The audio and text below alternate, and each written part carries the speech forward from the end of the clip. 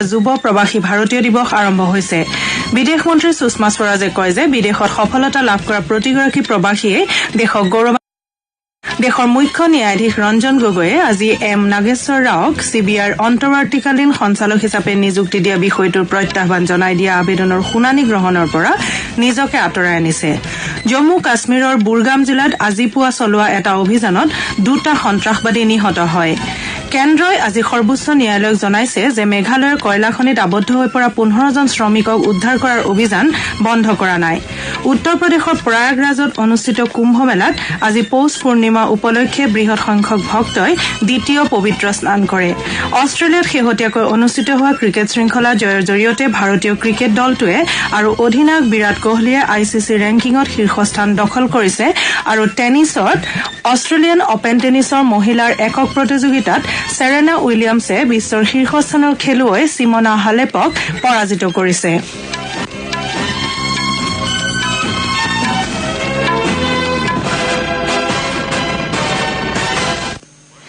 উত্তৰ প্ৰদেশৰ বাৰাণসীত আজিৰে পৰা যুৱ প্ৰবাসী ভাৰতীয় দিৱস আৰম্ভ হৈছে। বিশ্বৰ বিভিন্ন প্ৰান্তৰ পৰা অহা যুৱ প্ৰবাসী ভাৰতীয়সকলক সম্বোধন কৰি বিদেশ মন্ত্ৰী সুষমা স্বৰাজে তেওঁলোকক শিক্ষাৰ ক্ষেত্ৰত বিনিয়োগ কৰিবলৈ আহ্বান জনায়। তেওঁ কয় যে বৰ্তমান ভাৰতত কাম কৰিবলৈ বিচৰা লোকৰ বাবে ভাৰতত সীমাহীন সুবিধা আছে। বিদেশ মন্ত্ৰী সুষমা স্বৰাজে কয় যে আমাৰ উমৈহতীয়া পৰিচয়ে আমাৰ শক্তি। তেওঁ লগতে কয় যে এই ভূমিৰ পৰাই তেওঁলোকৰ ককাহঁত আহিছিল। তেওঁলোকে ব্যৱসায়ী, চুক্তিবদ্ধ শ্ৰমিক, উদ্যোগী আৰু বৃত্তিধাৰী যুৱ ভাৰতীয় হিচাপে বিদেশলৈ গৈছিল। তেওঁ কয় যে বিদেশত সফলতা লাভ কৰা প্ৰতিগৰাকী প্ৰবাসীয়ে দেশক গৌৰৱান্বিত কৰে। শ্ৰীমতী স্বৰাজে কয় যে ভাৰতীয়সকলে বিশ্বত আইন প্ৰণেতা আৰু বৃহৎ কোম্পানীসমূহৰ নেতৃত্ব প্ৰদান কৰিছে। তেওঁ লগতে কয় যে প্ৰবাসী ভাৰতীয় দিৱসে তেওঁলোকৰ নিজৰ শিপা বিচৰাটোৱে নহয়, লগতে দেশৰ বিকাশৰ গতিৰ অংশীদাৰ হোৱাৰো সুযোগ প্ৰদান কৰিছে। তথ্য আৰু সম্প্ৰচাৰ মন্ত্ৰী কৰ্ণেল ৰাজ্যবৰ্ধন ৰাথোৰে যুৱ প্ৰবাসী ভাৰতীয়সকলক আদৰণি জনাই কয় যে নতুন ভাৰত গঢ়াত তোমালোকৰ সমৰ্থনৰ প্ৰয়োজন আছে। তেওঁ কয় যে যুৱ প্ৰবাসীসকল ভাৰতৰ ৰাষ্ট্ৰদূত আৰু বিশ্বত নিজৰ পৰিচয় দাঙি ধৰিব পাৰিছে।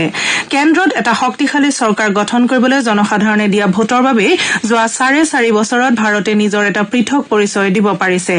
উত্তৰ প্ৰদেশৰ মুখ্যমন্ত্ৰী যোগী আদিত্যনাথে কয় যে ৰাজ্যখনৰ মুখ্যমন্ত্ৰী হিচাপে দায়িত্বভাৰ গ্ৰহণ কৰাৰ পাছত বিনিয়োগৰ ক্ষেত্ৰখনত পৰিৱৰ্তন আনিবলৈ তেওঁ প্ৰয়াস কৰিছে আৰু প্ৰবাসী ভাৰতীয়সকলক বিনিয়োগ কৰিবলৈ আহ্বান জনাইছে। এই যুৱ প্ৰবাসী ভাৰতীয় দিৱসৰ মুখ্য অতিথি হৈছে নিউজিলেণ্ডৰ সাংসদ কৰ্ণৱাল জিত সিং ৱাক্সি আৰু নৰৱেৰ সাংসদ হিমাংশু গুলাটী। বিদেশ মন্ত্ৰালয়ৰ ৰাজ্যমন্ত্ৰী অৱসৰপ্ৰাপ্ত জেনেৰেল VK সিঙেও এই অনুষ্ঠানত ভাষণ দিয়ে। এইবাৰৰ এই দিৱসৰ মূল বিষয়বস্তু হৈছে নতুন ভাৰত গঢ়াত প্ৰবাসী ভাৰতীয়ৰ ভূমিকা। প্ৰধানমন্ত্ৰী নৰেন্দ্ৰ মোদীয়ে কাইলৈ এই অনুষ্ঠানৰ আনুষ্ঠানিকভাৱে শুভাৰম্ভ কৰিব, য'ত মৰিছাছৰ প্ৰধানমন্ত্ৰী প্ৰবীন্দ্ৰ কুমাৰ জগন্নাথ মুখ্য অতিথি হিচাপে উপস্থিত থাকিব। ৰাষ্ট্ৰপতি ৰামনাথ কোবিন্দে অহা বুধবাৰে বিদায়ী ভাষণ দিয়াৰ লগতে প্ৰবাসী ভাৰতীয় সন্মান বঁটা প্ৰদান কৰিব। প্ৰধানমন্ত্ৰী নৰেন্দ্ৰ মোদীয়ে মণিপুৰ, মেঘালয় আৰু ত্ৰিপুৰাৰ প্ৰতিষ্ঠা দিৱস উপলক্ষে তিনিওখন ৰাজ্যৰ জনসাধাৰণলৈ শুভেচ্ছা জ্ঞাপন কৰিছে। এটা টুইটৰ জৰিয়তে শ্ৰীমোদীয়ে কয় যে এবছৰতকৈ কম সময়ৰ ভিতৰত ত্ৰিপুৰাই উল্লেখনীয় প্ৰগতি লাভ কৰিছে। তেওঁ কয় যে ৰাজ্যখনৰ বিকাশৰ সম্ভাৱনাবোৰ এতিয়াহে ওলাই পৰিছে আৰু জনসাধাৰণৰ আশা আকাংক্ষাবোৰো অতি কম সময়ৰ ভিতৰত পূৰণ কৰা হৈছে। আগন্তুক বৰ্ষবোৰত উন্নয়নৰ এই গতি অধিক ত্বৰান্বিত হ'ব বুলিও তেওঁ আশা প্ৰকাশ কৰে। মণিপুৰৰ জনসাধাৰণক ৰাজ্যখনৰ প্ৰতিষ্ঠা দিৱস উপলক্ষে শুভেচ্ছা জ্ঞাপন কৰি শ্ৰীমোদীয়ে কয় যে ৰাজ্যখন মনোৰম প্ৰাকৃতিক সৌন্দৰ্যৰে ভৰপূৰ আৰু ৰাজ্যবাসীয়ে কঠোৰ পৰিশ্ৰম কৰে। তেওঁ কয় যে মণিপুৰৰ ৰাজ্যবাসীয়ে প্ৰদৰ্শন কৰা আদৰ ভালপোৱা তেওঁৰ বাবে স্মৰণীয় হৈ ৰব। প্ৰধানমন্ত্ৰীগৰাকীয়ে লগতে কয় যে মেঘালয়ৰ জনসাধাৰণে দেশৰ উন্নয়নত উল্লেখযোগ্য অৱদান আগবঢ়াইছে। ৰাজ্যখনৰ গতিশীল উন্নয়নৰ বাবেও তেওঁ শুভেচ্ছা জ্ঞাপন কৰে। মেঘালয়ৰ মুখ্যমন্ত্ৰী কৰ্ণাড কে চাংমাই এখন সভাত ভাষণ দি কয় যে তেওঁৰ চৰকাৰে ৰাজ্যখনৰ উন্নয়নৰ বাবে কেইবালানিও আঁচনি আৰু কাৰ্যক্ৰমণিকা গ্ৰহণ কৰিছে।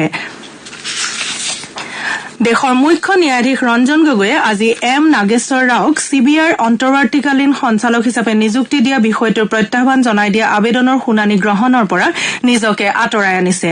অৱশ্যে মুখ্য ন্যায়াধীশগৰাকীয়ে কয় যে CBIৰ নতুন সঞ্চালক নিযুক্তি দিয়াৰ বাবে থকা বাছনি সমিতিৰ বৈঠকত তেওঁ উপস্থিত থাকিব। দেশৰ মুখ্য ন্যায়াধীশ আৰু ন্যায়াধীশ সঞ্জীৱ খানজাক লৈ গঠিত এখন বিচাৰপীঠক ভক্তই দ্বিতীয় পবিত্ৰ স্নান কৰে।